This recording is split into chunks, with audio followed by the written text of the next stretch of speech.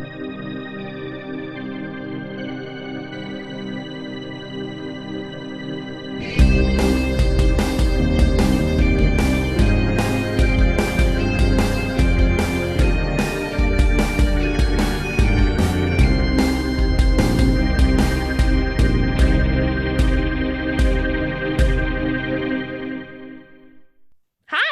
Hey, Welcome to Supposedly. you know what? You made that promo the other day and sent it over to me, and I said supposedly the longest possible way. And that was after I trimmed it down some.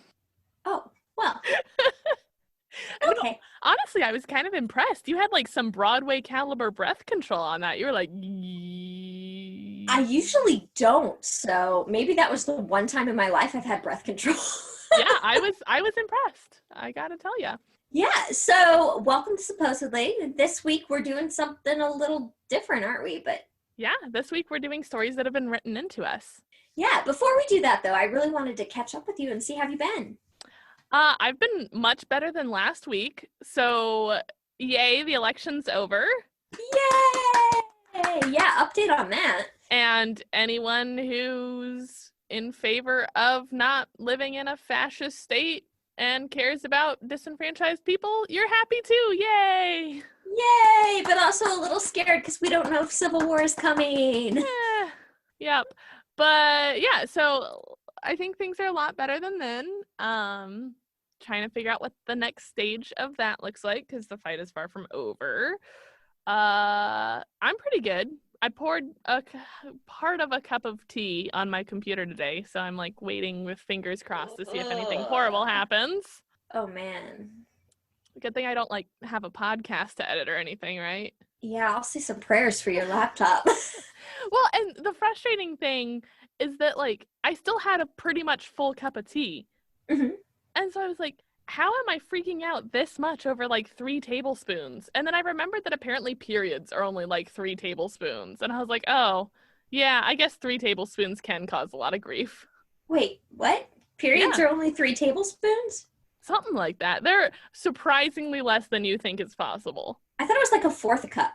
Which I think is like, hold on, I'm Googling because we're not scientists. Also, every woman is different. Well, yeah, but the average, I think. Yeah, mine are pretty light. Well, but incredibly painful. Oh, no. They're incredibly painful. Light, but incredibly painful. So most women will lose, and I want to correct this, most people who have periods will lose less than 16 teaspoons of blood, which is 80 milliliters. Does that convert to a fourth a cup? I think so, because 3 teaspoons is a tablespoon. How many tablespoons in a fourth a cup? I'm working on it. Oh, I'm so bad at math. You know what, we should... Why do we always end up doing math on the podcast badly? And a quarter cup is how many teaspoons? Is 12 teaspoons. And so, how many? Like 16. So it's a little bit more than a quarter of a cup. Ah, hey! All right, fun fact of the day. But yeah, so that's about how much tea I poured on my computer, and it's been fun. And I'm so pissed because like I almost always drink my tea straight unless it's like English breakfast and I put cream in it. Huh. But the one fucking time that I put some honey in my green tea for my throat is when I dump it on my computer. So it's like so sticky too. Sticky. Ugh. I want to die. It's fine. But now there is nothing worse than vaguely sticky. I know. It's not a good time. But anyway, what else is new? I feel like I had something else I wanted to tell you. I don't really remember. Okay. I started, this isn't what I wanted to tell you, but this is worth noting. I started the Riley Sager book that you talked about. Which one? The house one. Oh, Home Before Dark? Yeah, Home Before Dark. Yeah, I just started it. Yeah. Okay, I've read 2 of them now, and the first one I liked, but I don't know, the ending kind of left me And then I won't tell you my opinion on the one you're reading right now. I just started it, so I don't have any opinions yet, but... Okay, so I'm reading The Rules of Magic by Alice Hoffman right now. It's about a witch, and I'm only a couple chapters in, so yeah, should be exciting to know what the rest of it's about. But it's basically about a curse that follows this family through generations. Nice. I believe. I mean, not for them, but sounds interesting. Yeah, so I'm very interested in it. Sweet. Yeah, no, I will add that one to my list as well. I don't know. I read like 5 books while we were in the States, so it's all I'm doing. Really? Oh yeah, I can put books away like nobody's business, especially when I'm like under stress. Really? It's how I dissociate. And with the election, dude, I read Dr. Sleep by Stephen King in about 2 days during the election. Wow. See, I'm an avid reader, Yeah. but I have to do it on times when I'm not stressed. Okay. So yeah. I'm vice versa. Gotcha. But if I find a good book, I'll kill it in a day or two. Yeah. Yeah. No, I definitely feel that. I don't really know too much else. So, do you want to tell some stories? Yeah, let's tell some stories. Right. I think you should go first this time since I went first last time. Okay. Sounds good. Since I interjected and I can tell you guys what I'm doing for next week as well. Oh, sweet. Do you know what you're doing? No. Do I ever? Okay. What are you doing though? I'm going to do multiple cursed stones. Okay. Are you going to buy them on eBay? God, I wish. No, I am not. And I didn't buy anything cursed this week, I think. Well, that's progress. All right, let's do some stories. This story comes to us from Naomi. Thank you, Naomi. Okay. It says, "Hi, Rue and Jesse. I'm from Gloucester. I hope I'm saying that right. Ooh, Gloucester, yes. Yeah, UK. Only known for Fred and Rose West and the annual cheese rolling competition." Yeah, but those are huge things. I agree. And so Naomi goes on to say, from 18 to almost 20, I worked as a waitress at an old manor house that was actually in the Doomsday Book, and reports say William the Conqueror's favorite horse is buried on the grounds. That's interesting. Yeah.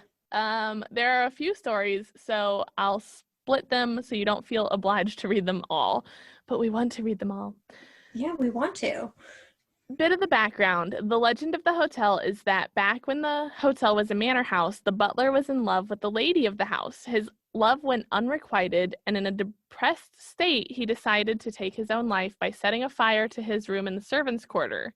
He last minute decided not to do this, but the fire spread too quickly and ended up killing 2 maids sleeping a few rooms away. No. Oh, man. Like, taking your life by fire is...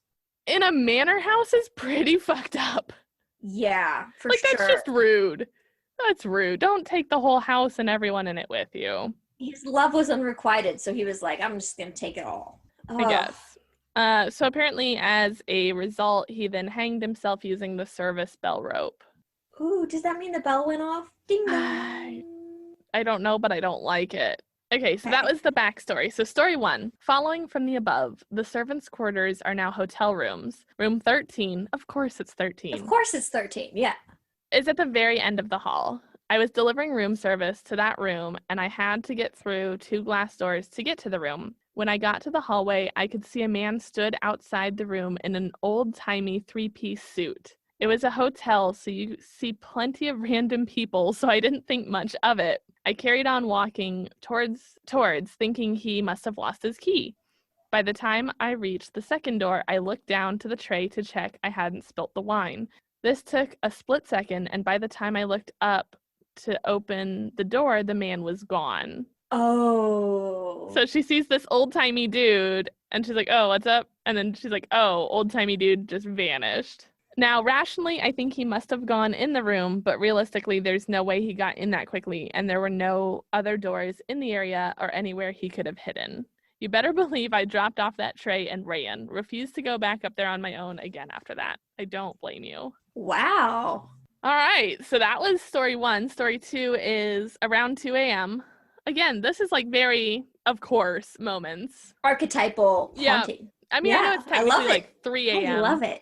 But 2 a.m. is close enough for, horseshoes and hand grenades. Okay, around 2 a.m., myself and my colleague were polishing cutlery after a wedding in the servery, which is directly above the kitchen. During the service, the kitchen has a bell they would press that rings up into the servery to let us know that food was ready to go into the restaurant. As we were cleaning, the bell went off. We looked at each other, a little confused, and before we could speak, the bell went again. Now, the chefs were never there later than 10 p.m., so it really didn't make sense why the service bell was going off. After a few minutes of, you go check, no, you go check. Of course. Jesse, do we work at this hotel? It sounds like we do.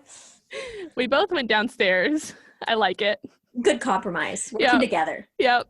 To check it out. All the chefs had signed out and the kitchen door was locked.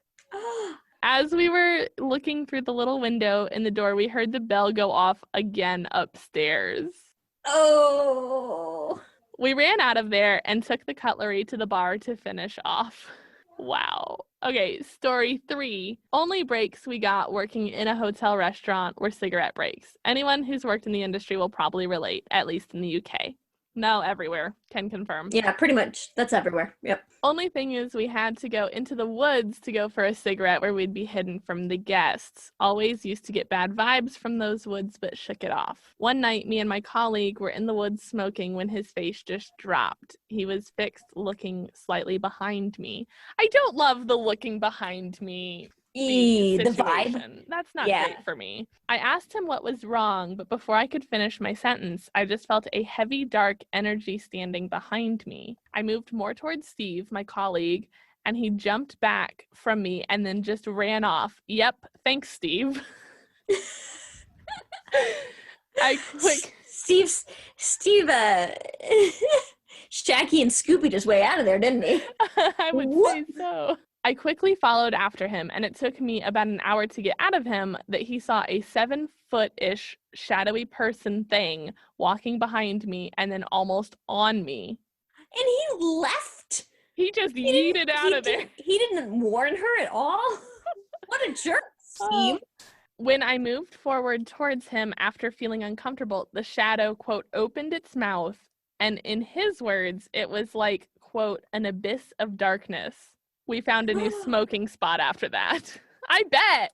Oh my God. Anyway, I have other things like leaving with 3 scratches from the Edinburgh vaults. I'm a sensitive, so these things happen way more than I'm comfortable with, but it is what it is. Keep it going, ladies. You're doing amazing. Love, Naomi. Love the stories, Naomi. Love it. Okay, I didn't love the black abyss opening its mouth behind her situation. No, and I really don't like Steve. He's not my favorite. Yikes. So much for the buddy system, Steve. Right, yeah. I bet he was not the one polishing cutlery with her. All right, so my story now comes from Christy. Thank you, Christy. Thank you, Christy. So back in high school, my best friend and I decided to cut class and go to the beach. We knew of a small beach surrounded by cliffs that you had to hike to called Estero de San Antonio Beach. We packed up our favorite beach foods and headed out. The hike was beautiful, and we were looking forward to a day of climbing and tide pools. When we arrived at the switchback path that took you down to the sand, we spotted the perfect rock to set up our picnic away from the wind. Then it was tide pool time. The beach was about the size of 1.5 football fields with tide pools on both sides. Oh, that sounds nice. Yeah, it really does. So then our afternoon took an unpleasant turn. We found a dead dog in the rocks. Aww. And we left feeling pretty uneasy. We decided to travel to the other side of the beach, and it wasn't much better. There we find a cow that must have fallen from the cliffs above. Oh my God.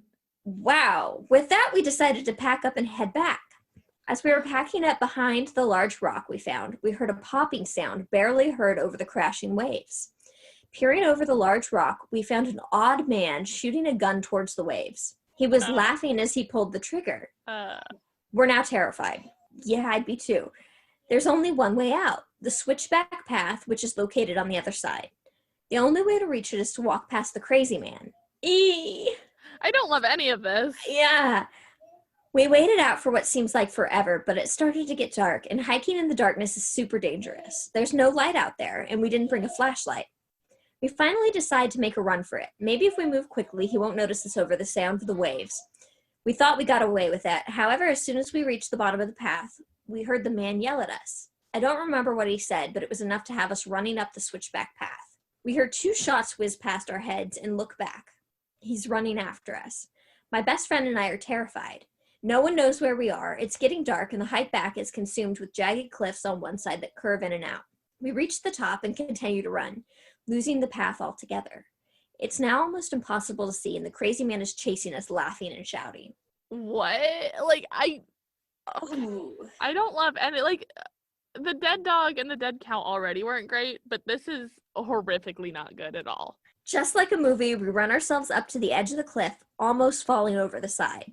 The only way back to the path is to run towards the crazy man and make a hard right before he reaches us. By the grace of God, we make it back to the path and continue running.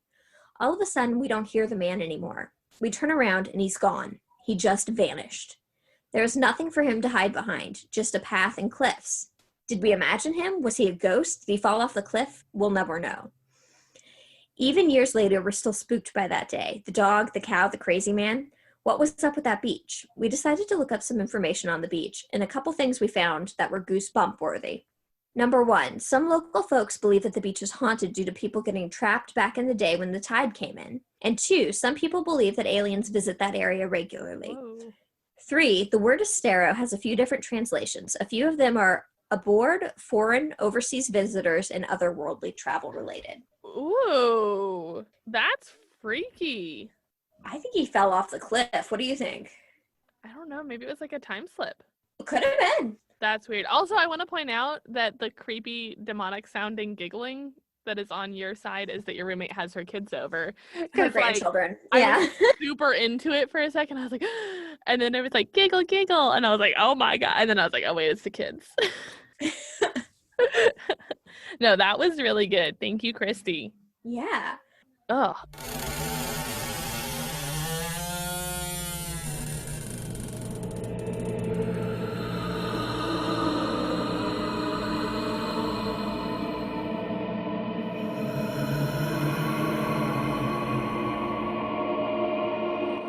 Hey, Jessie. Yes, Rue? I have a question. Okay. So, you know, your girl likes to drink a little bit. A little bit? Hey, now. My mom might listen to this. Okay. But my question is, how do you think I could keep my bubbly longer? Your bubbly longer? My bubbly, you know, like champagne, like Prosecco, because I'm not bougie enough to have champagne. Oh, man. I have no idea. Have you ever heard of the podcast? I read it online somewhere. Oh, I have. Have they done an episode on that? I think they did recently, actually. Oh, man, I should definitely check that out. I read it online somewhere. It's a great podcast that explores your scientific questions that you might have, and some that maybe you don't. And they do it in a really approachable way. They've got 2 super legit science teachers and 1 regular person like us who asks really weird, kind of random questions. Now I'm dying to know. How do we keep the bubbly? I guess we'll have to tune in to I read it online somewhere. And you should too. Have you ever wondered if we could live on Mars? Or how you can stop your champagne going flat? Or even, what hurts more, getting kicked in the balls or having a baby? Well, me too. This is how I read it online somewhere came about. Each week I'm joined by Ross. Hi. And Andrew. Hi. Who are both science teachers, where we answer your everyday science questions, no matter how strange. You can listen to us every Monday from wherever you get your podcast from, and follow us on our social media channels at iRedditOS.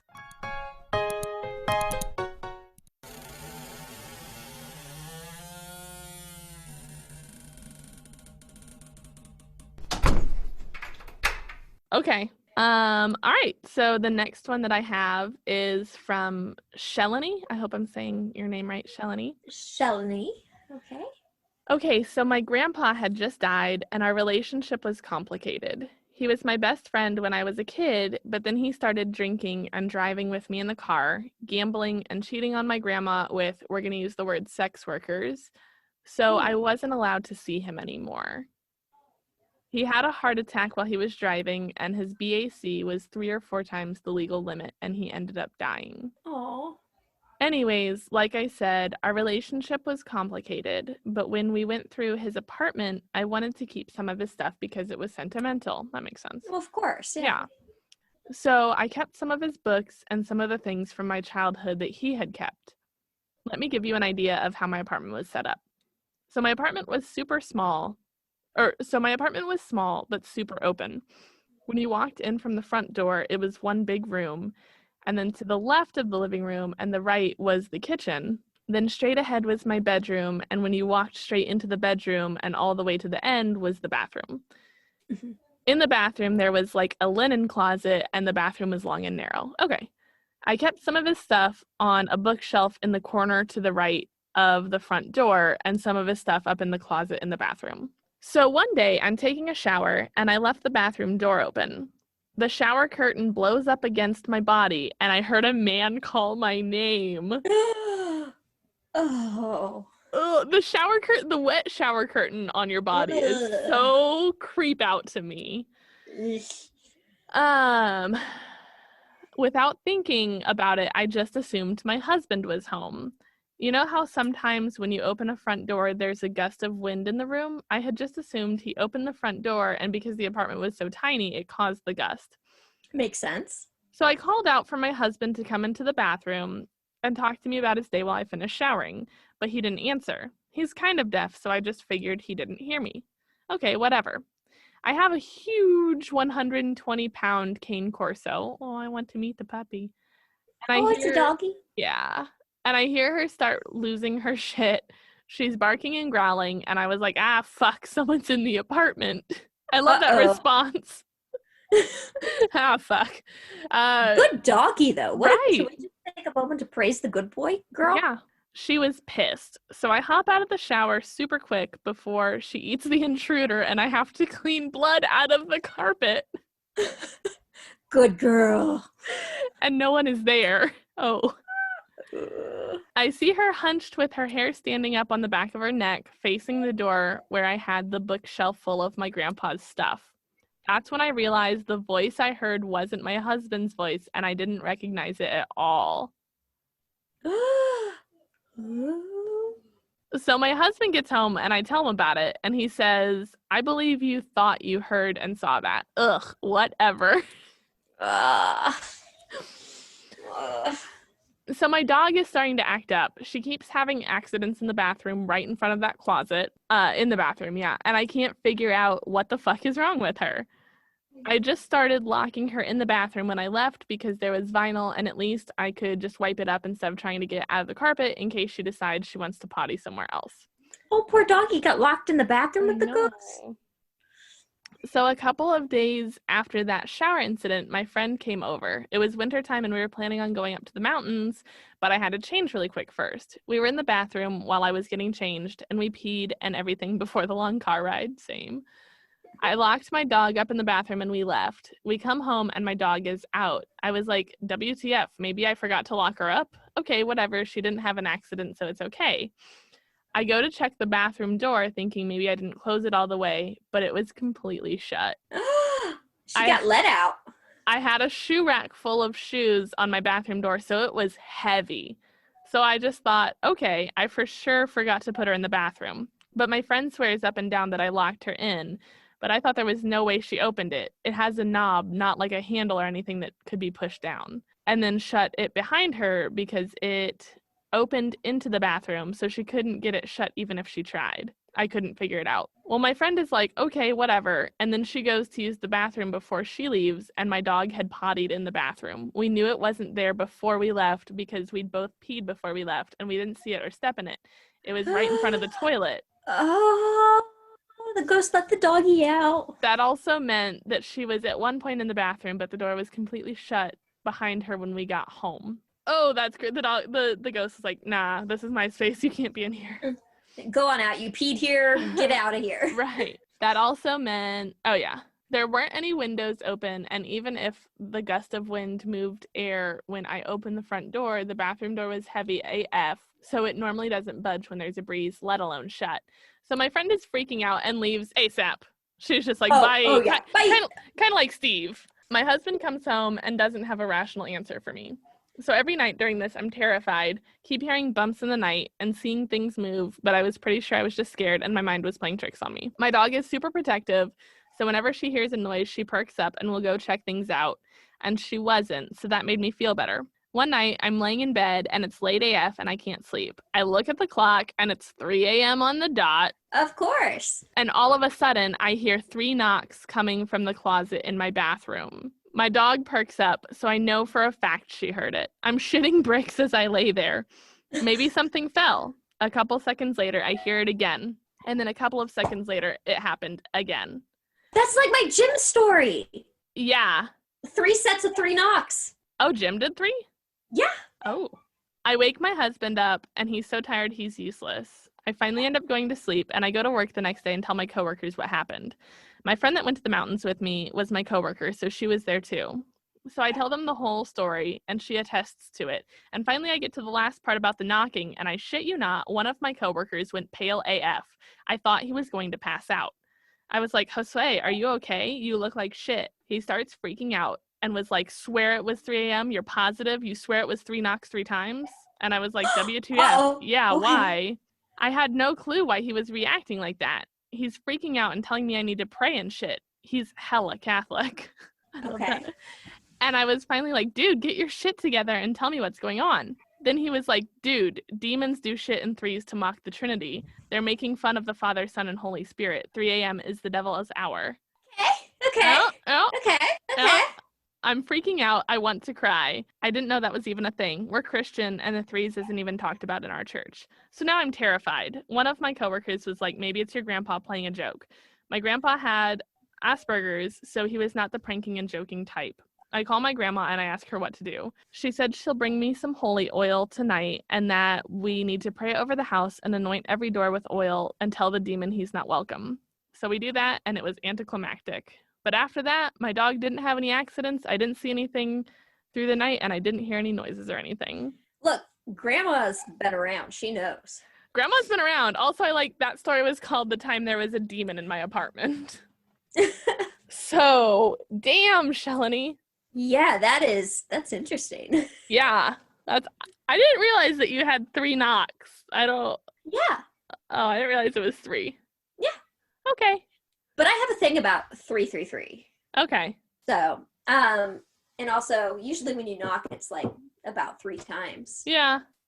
Yeah. And I didn't feel anything. Well, that's good. You know, That's just more Jim. than it was Jim. Yeah, Jim doing we his know thing. now it was Jim. But okay, so this next story is one I've wanted to tell for a very long time. It's one of my mom's personal encounters that she had, and I tried to get her to write in, but she wouldn't because she's stubborn. So we called each other, and she told me it in great detail, and I tried to write down everything and take as thorough of notes as possible so I'm not missing anything. But that being said, her memory's a little off sometimes, and she was throwing in details after that. So I was trying to fit them in the notes, but we're gonna make this cohesive. Right on. Thanks, Mom. Yeah. Okay. So back in 1978 or 79-ish, my mom was a student at KU, and she lived in a couple of student apartments, and she had a girlfriend named Connie who lived in the same apartment complex. So Connie shows up at her door one day and knocks on the door, and she answers, and Connie goes on to explain that she's a member of the KU Sailing Club, and they were down a member for a sailing trip from Florida to the Bahamas, and asked if my mom wanted to kind of fill in. Yes, please. So the trip was fairly inexpensive, but they needed a certain number of people to sail each boat. Yeah. So my mom's like, yeah, low-cost trip to the Bahamas, I think I will. Mm-hmm. So the KU Sailing Club rents 2 boats. Each boat slept about 7 or 8 people and came with a captain. So they divided into 2 teams, and each team takes a sailing boat. Mm-hmm. And my mom wrote a little note in here, told me a note to look up how long it takes to sail from Florida to the Bahamas. I didn't do that. She said it's supposed to be something like, a couple hours to a day, maybe. I was going to say, it can't be that long. Yeah, like it's not very long as you have good wind. I mean, people have swam from Cuba, so like...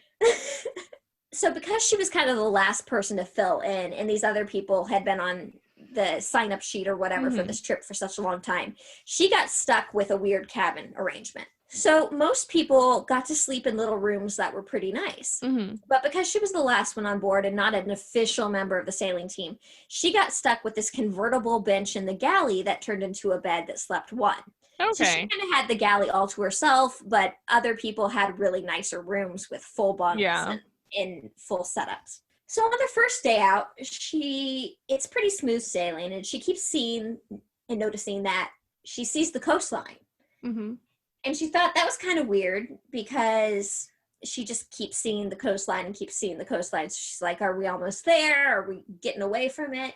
And then the next day, same thing, sees the coastline the entire time. It should be noted here that with the 2 teams, they had to always sail with the other boat in sight. So Team A and Team B would have to be in sight of each other. Okay. Just in case there were any issues with the sailing boats or anything like that. It was just a safer way to cross. Yeah. So the second day, once again, she's noticing a bunch of coastline, and people are working in shifts of 2 people. Everything was going well, and they were having a really good time cooking and bonding over meals while people took their shifts. So all of a sudden, a horrible rainstorm comes out of nowhere. It was a rough rainstorm. And because it wasn't her shift, and because she wasn't officially trained as a member of the KU sailing team, they sent her to below deck for the rest of the shift. See, the team had to have life jackets on in the pouring rain and had to be clipped to one another in the boat. And they thought because she hadn't been trained, she couldn't handle that situation, Right, which, yeah. in all fairness, okay, fair, right? Yeah. So they take the sails down, and they're using their engine only, but it's too dark to see the other boat at this point. Wow. So after that, they really should have been at the Bahamas by then, but they were running way behind, probably due to this storm. So day 3 hits. If we're talking about threes, this is when shit goes down. Wasn't it only supposed to be a couple hours? I would think so. Yeah. Okay. All right. A couple day 3. hours, maybe a day. So we're on day 3 now. Okay. The whole team is exhausted because they were up all night dealing with this storm. It took every single one of them on the deck of the boat to control the boat. But they got a really good day of sailing in during the day. Well, that night, it was her turn to be on the night shift. And because the rest of the team dealt with this storm, that left her with the captain because she, once again, she's not very trained. So she got put on shift with the captain while all the people who stayed up the night before got to sleep. So this shift was supposed to go from about midnight to daylight. That's when she notices strange fog to the left of her. Even though it was dark, she could still see. And when she describes this fog, she describes it as a wall of fog. Ooh. Very thick, and she couldn't see past it. The other team's boat was on the opposite side of the wall of fog, and she couldn't see it at all. So the captain radios the other team just to check on them, and he can't get them on the radio at all. That's not good. Captain tries to radio a couple of other people, but says that the radio stopped working, and he has no idea why. All of a sudden, there's no wind whatsoever. The ocean is glass, and there isn't even a ripple on it. She couldn't see any of the stars. She said you could see around you, but not a lot, because when you're out on the ocean, your eyes kind of adjust to the darkness. Right, yeah. The captain said they couldn't use the sails because there was no wind, so they weren't really going to get anywhere. And he decides that he's going to get the engine going, and they're just going to sail on forward and try to make contact with the other ship.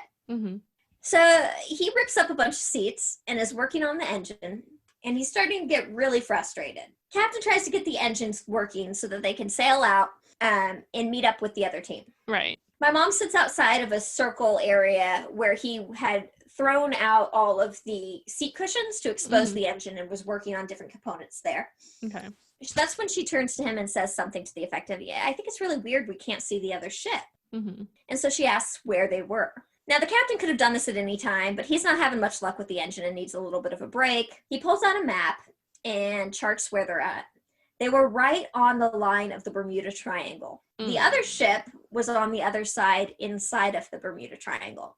So they're sitting right on the edge, not fully inside, and the ship on the other side of the wall of fog, which I'm assuming is the Bermuda Triangle at this point, is inside the Bermuda Triangle. The captain works for hours with my mom sitting there making small chat and trying to do the best she can to help in a situation where she's helpless. And probably before dawn, there's no progress being made. The captain gets frustrated and he tells her, you know what, I don't think anything's going to happen, but I'm going to keep working on it.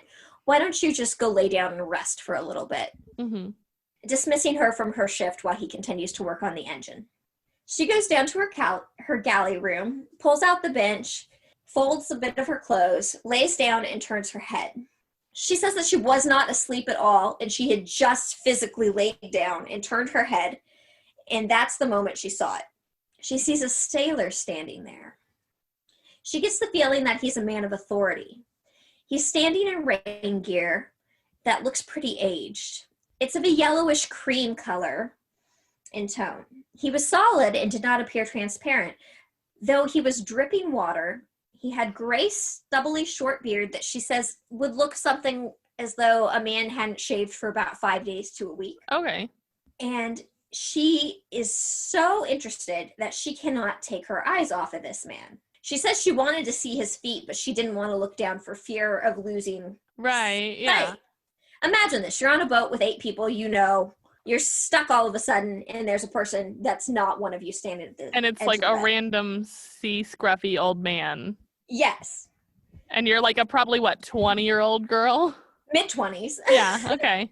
I was going to say college age, so I mean, Yeah. she's not, yikes. Okay. She said that she was very calm, and she attributes this to him projecting kind of a calm aura. She said that it was really weird because she would assume that normally if she saw something like this, she would be scared or fearful or just surprised, but she was overrun with calmness. She thought, wow, this is really cool, and she was just in awe of him. She didn't feel like he was surprised to see her at all. She kind of felt like he appeared by choice. Okay. So this is really cool. He floats forward to her, kind of to show her that he was going to come. Yeah. And then he appeared by her side, about a foot away from her face. Okay, that's a little close for me, but all right. She said that the really cool thing about the floating was it was like he was telling her he was going to move forward, but then he was there. Like he could have just zapped and been there, but he kind of gave her a heads up about it by floating a little forward first. And the way she describes floating, it isn't like floating as much as it was like gliding? Kind of gliding / appearing closer a little bit each time. Okay. So he's about a foot away from her face, and he did it very calmly. That's when she notices that his skin looks incredibly weather-worn, as though he had been a sailor his entire life or had a lot of sun damage, very wrinkled face. She also got the feeling that he worked on the ocean his entire life. She was laying with no blanket as she hadn't had time to grab a blanket and was just going to lay down for a second. One of her arms, her right arm, was by her leg, and the other arm was resting just above her chest. So she gets the bright idea to quickly run the hand that's by her side up and through him. Okay. So she does this, and immediately her arm goes through him. Yeah. And then he floated back, and then immediately was on the other side of the room. Okay. Floated back again and disappeared. Oh, okay. Right. So she shoots up out of bed because she's like, I don't want to be here anymore. Dude, I don't blame her. Right. She goes up to the captain, who was still working on the engine because it hasn't been very long at all. He's frustrated and sweaty, and that's when she notices a breeze starts. She's starting to see the stars and ripples in the ocean, and the fog wall was gone. So she says to the captain, hey, things are looking a little different. Maybe we should try the radio again. So he grabs the radio just to appease her, knowing it's not going to work, and all of a sudden the radio starts working instantly. Oh, that's so crazy. They're able to contact the other team's ship. So he tells the other team to come to their team's boat, but immediately the engine starts, and he says, well, we're going to test it out, so instead we'll just come to you. Oh, they're going into the triangle. I would definitely not go into what was a wall of fog. Like, I'd be like, I'll see you guys at the Bahamas, bye. Well, the fog's gone now. Yeah, but the fog can easily come back. So they get to the Bahamas later that day, and the first place she goes to is a bar kind of off the side of the dock because she needs a drink after that. I don't blame her. She said she didn't tell a single person on board. She didn't want them to think she was crazy or under a lot of stress, and she wasn't trained to be at sea. And once she gets inside the bar, kind of a heavier set, weathered guy approaches her. She believes that he's probably a fisherman that works at the bar part-time off-season or whatever. Okay, yeah. And he strikes up a conversation with her. He says, hey, did you just get off that boat? She says, yeah. And he goes, did you just get off that boat? She goes, yeah. And he says, well, we were just about to send out a search party for you guys. Oh, snap. Because it'd been like 3 days, right? Like it was only supposed to take a couple hours. 3 days, and it wasn't supposed to take. Can I interrupt you for just a minute and say that maybe this is why kids from Kansas shouldn't sail on the ocean as like the most landlocked entity possible. And now what business do you have sailing to the Bahamas? So that's the story of my mom's ghost encounter on the Bermuda Triangle. Oh, and also, it should be added, she did not sail back. Did she fly home? No, she met some people in the Bahamas and took a speedboat back to Florida, and she said it only took a couple hours to get there. Not 3 days. Not 3 days. Not 3 days. Wow. What a story. Well, I'm glad that your mom survived her ghost encounter. She swears up and down that she feels like he was kind of keeping them there. And then once she wasn't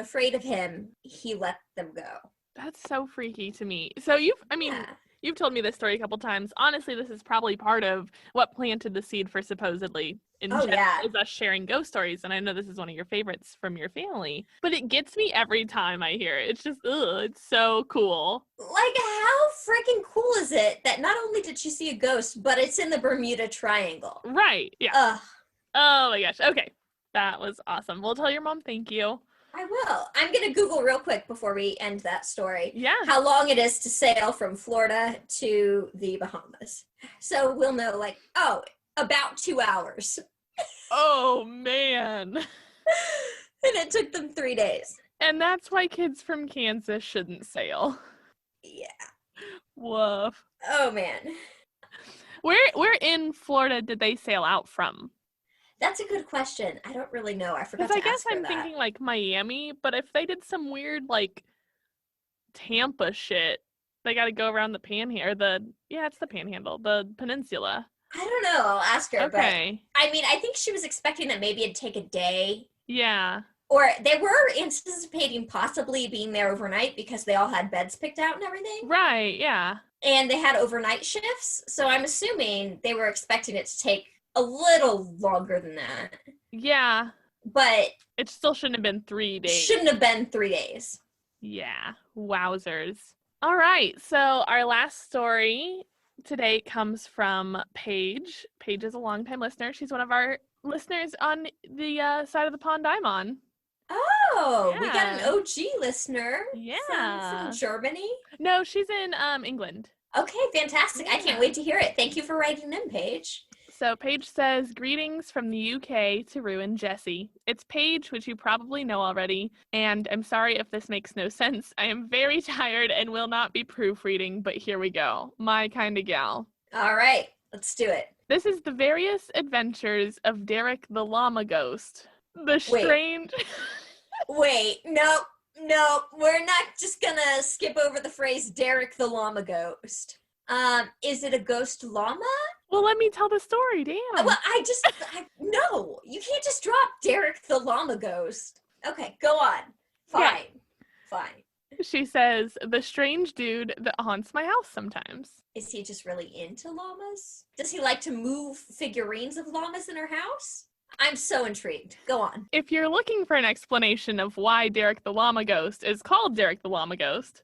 Yes, I am, Paige. I really am. I'm afraid I must disappoint you because in my 12 or 13-year-old mind when he first visited, this was honestly the only name that made sense. That is a little disappointing, but I'm still here for it. Okay. To be honest, I think I just chose the most ridiculous name possible. He isn't actually a llama, at least I don't think he is, but nevertheless, a llama ghost I deemed him. None of this matters, but I'm wasting time in setting up story. Anyways. No, I just appreciate the clarification. Little did you know that I needed all of that. I mean, she listens, so I would expect that she would automatically know that we need as much clarification as possible. Yeah, I wasn't going to let her continue.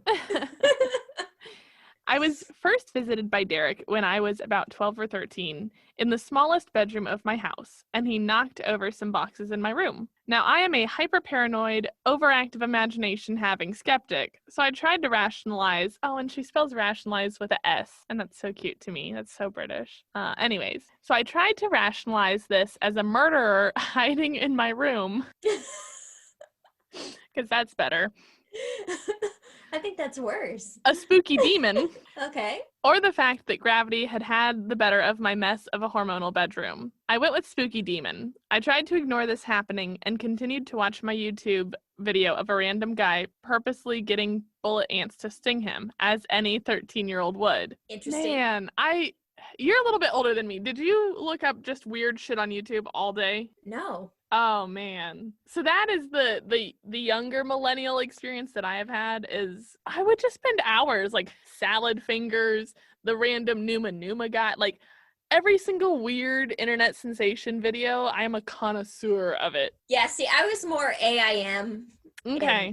And that, and then we did a lot of JavaScript games. Oh yeah, I loved a good JavaScript game. See, I wasn't allowed to have much of an online presence. My mom was very taken with the idea that if anyone knew my even first name, saw my face, I would 1000% get kidnapped. Oh, well, my mom believed that too, but my Okay. sister would jump online and she would get in chat rooms and she'd use my name and she'd give out my phone number so creepy pervs would call the house and it was That's real fun. horrifying. No, it's terrible. She Oh tried to my get me God. kidnapped multiple times. Oh my God. Sadistic. Yeah, no, I never did that. I think I was like one of the first people to catfish though, because once I figured this out, I would just Why start did you giving out, catfish? well, not in a mean way, but I'd be like, Okay. oh yeah, I'm Sally and I'm 17 and I live in Alaska. Because I was like, oh, what, mom? I can make online friends and not give out my real, just as a way to like dodge the rules, I guess, but it's fine. You work. It's fine. I never like sent pictures of, Google image search from, I guess it would have been MySpace at the time. But anyways, sorry, Paige. Okay, so sat there cross-legged in the middle of my bed. I wasn't prepared for the harsh jab I got in the center of my back. The fuck, I thought. Ooh, llama ghost. I was in the middle of the bed, and there was no one in the house. What the fuck? I did not vibe with that. Derek was being pushy, and I decided that I was not friends with him, and that was the only visit I had for a few years, I think. I'm not sure. To be fair, my memory is kind of strange. Clearly, he knew that he'd royally pissed me off anyway. Jump to not long ago. Derek entered dream territory. No thanks. I didn't have a door on my bedroom, different bedroom to the first one, and so the top of the stairs in the hallway landing connects to my bedroom and stuff. It's very clearly visible. My mother's room is right next to my bedroom, both doors on the same side. She didn't have a door at the time and instead had a toddler gate for my nephew who was staying over. I had a nightmare. I don't remember what about, but I do remember what happened next. Before I get into it, mad Inception vibes. Anyway, Ooh. I woke up, or so I thought I did, to panting and sweating as you do when you've had a bad dream, but I never turned over. I lay there still and I couldn't move. I felt my nephew kicking me and telling me to turn over, and I rolled my eyes and told him to go away. The kicking in my back continued, and then gag, gag, gag. I heard my nephew snoring, and you know that awful anxiety, fight or flight, fuck, fuck, fuck feeling you get? Yes, Big I do. time. I couldn't move at all. I kind of did a pathetic whimper and clamped my eyes shut as whatever was kicking me started growling. Oh no! Well, it's not a llama. I don't think llamas growl. Do llamas growl? They spit. Yeah, they do that. I woke up and I was still made to go to school, which was rude. I also woke up covered in scratches, some of them bleeding. Oh no! I told my mom and her partner about what had happened, and I jokingly brought up Derek the llama ghost, and they were like, fuck's sake, what bullshit are you chatting now, Paige? But this was silently said. I explained who Derek was, and, oh, okay, hold on, there's a pronunciation alert here. Craig, hold on. Craig? It's spelled Craig. And she says, I swear if you crazy Americans pronounce that as Craig, Creg, I will die inside. It's Craig. It's Craig.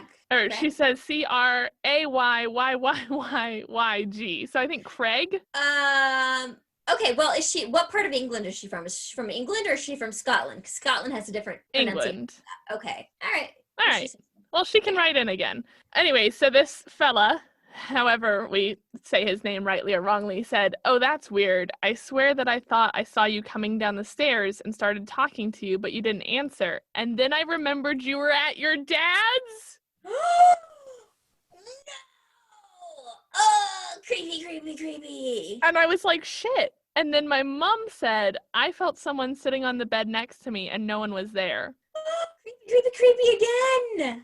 That really sat well with my overactive imagination, and I did not want to sleep alone, but I had to because I'm a million years old and demons aren't a valid excuse to climb into my mom's bed, apparently. I for sure would have. Yeah, I'd be right there. I'd be like, move on over. I don't care how old I am. Right? This is happening. A few times after that, I felt a presence sitting on my bed next to me and heard the scratching noises from the ceiling. Super creepy. I've had so many nightmares, it's hard to pick any. But there is one recently that sticks with me. I can't say everything because it's quite personal and dark, but quick possible trigger warning. Thank you for using a trigger warning. But the basic idea is that I was being pursued by the devil himself who was trying to kill me, and every time he was near me, the doors would glow with fire. I escaped barely a few times, and the devil kept possessing people constantly to get me, including my at the time boyfriend. So you can imagine the trust issues after that. Anyway, I digress. The only escape I had was, and here's the trigger warning, killing myself before the devil killed me, which failed every time until the devil finally possessed my boyfriend, who then killed me as all the doors in my estate glowed with fire. I woke up, was still made to go to school. Absolute bullshit, if you ask me. Again, I woke up covered in scratches. Thanks, Derek. Wow. So and this isn't even the end of it, but this story has it all. I mean, so we've got ghostness happening. Right. But we've also got actual physical scratching happening. We've got sleep paralysis. Yeah. And then doppelganger? Doppelganger or full body apparition. Well, but it was her likeness. Oh, yeah. Because Craig was speaking to her and then was like, wait, she's not Crag. even here. Craig, stop it. She's gonna write it. Craig. We're trying, Paige. We're trying. Look, take pity on us. We are trying. Okay, so she goes on to say, the most recent happened a few days ago when me and my mom, sister-in-law, and newly born nephew were helping said sister-in-law with some dark new mom issues she's been having, and we all heard this huge crash from upstairs. Go look, will you, Paige? My mom asked. What if there's a murderer and you're just sending me to my death? I reasoned, as one does. And then she said, well, if it's a murderer, it's a shit murderer. Fair enough, I thought. And decided I'm probably going to die anyway, so screw it. I checked all the rooms, and all I found was my iPad, unplugged from where I'd left it charging on my drawers on the floor. Now, Derek was a bit rude here because I kind of need my iPad for college work. So I told him off, and I went back downstairs. Those are the main Derek the Llama Ghost episodes I can think of, but I have a theory. Ooh, okay. Yeah, let's hear it. I think Derek has been very misunderstood. There has been a pattern with all these things to happen, and the pattern is the negative issues that have been going on personally. In all the instances, I've had very poor mental health, and in the most recent one, we were discussing the possibility of postnatal depression in my new nephew's mom. So my theory is that Derek actually senses this negative energy and wants to help us. The sitting next to me on the bed thing when I've been upset, but his problem is he's a clumsy bastard and goes about helping wrong. And that pretty much sums up Derek the Llama Ghost. If you ever want to hear about Charlotte, the girl in the library, just let me know and I'll do part 2 of Spooky Times in Paige's life. Lots of love from your #1 fan in England, XOXO Paige. Paige, yes, we want to hear about that. Yeah. Of course we want to hear about Charlotte. Yeah. Thank you for writing in about Derek the Llama Ghost. That is creepy. I don't know. I have a different theory. Okay. Because it seems a little fear-induced, you know? Mm-hmm. Like, once she was scared and it was pushing on her back and scratching and things like that. I think that when you become depressed or you're talking about heavy situations in your life, I think the veil just is a little thinner. Yeah. You know, you just hear about shadow people all the time and how they're kind of tied to depression, suicide, that sort of thing. Yeah. So I could see it being an entity much like that. Yeah. Or maybe he was just trying to cuddle you and give you back scratches and just had really sharp nails. A little rough. Well, and also I think it bears mentioning that she was like 13 when this started. And a lot of times, especially with girls, adolescence is when we see this uptick of paranormal activity. That's when a lot of like the supposed possessions happen, or right around puberty and prepubescence. Absolutely, just got that untapped hormonal situation going on. Yeah. But no. So, was that our last listener story? I think so for today. Okay. Yeah. Well, I realized I forgot to tell you guys one more thing that's happening in the news that's kind of fun right now. Right on. So the prop store is having an auction for lots of movie authentic memorabilia, and they are currently selling 2 things I would love to own but don't have the money to, and that's the Egyptian Book of the Dead and the Book of Life from The Mummy. I love with Brendan Fraser. Yes. They also have a bunch of other fun things, a lot of props from Alien, costumes and original things, and many, many other films. So even if you're not going to buy, I would go on and check this out because it's such a cool thing. So once again, that's the Prop Store. And you can find it at ukm.propstoreauction.com. God, I hope they don't ship to Germany because I'm going to spend a lot of money otherwise. Oh my gosh. It's all in euros, so at least you'd be ahead of me there. Oh man, that doesn't bode well. But yeah. Well, I think that about does it for us. Thank you so much to everyone who wrote in. And if you want to hear your story, You can send us an email at supposedlypod@gmail.com. Or you can message us. You can find us at supposedlypod on Facebook, Instagram, and Twitter. And you can join us next time on Supposedly.